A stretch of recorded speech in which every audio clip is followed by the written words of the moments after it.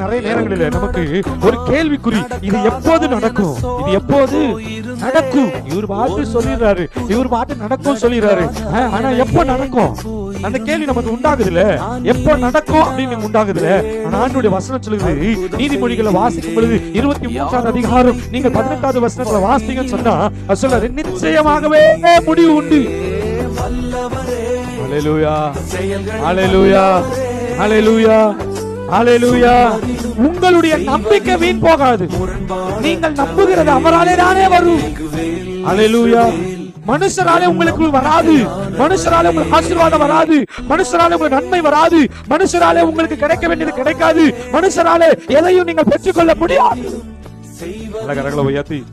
ஹல்லேலூயா.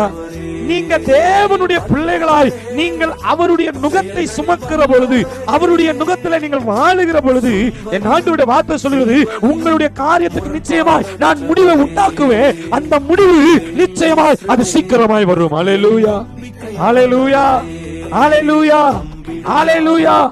அதனால்தான் ஆண்டவர், ஆவியானவர் நம்முடைய ஆராதனை சொன்ன வார்த்தை அதுதான், இனி அவர்கள் புற ஜாதிகளுக்கு என்ன பண்ணுவதில்லை, கொள்ளையாவதில்லை. உங்களதான் சொல்றேன். ஹல்லேலூயா. நீங்க இனி புற ஜாதிகளிடத்துல என்ன பண்ண போறது இல்ல, கொள்ளையாவதில்லை. உங்களை சத்துரு கொள்ளையடிக்க முடியாது. ஏன் கொள்ளையடிக்க முடியாது?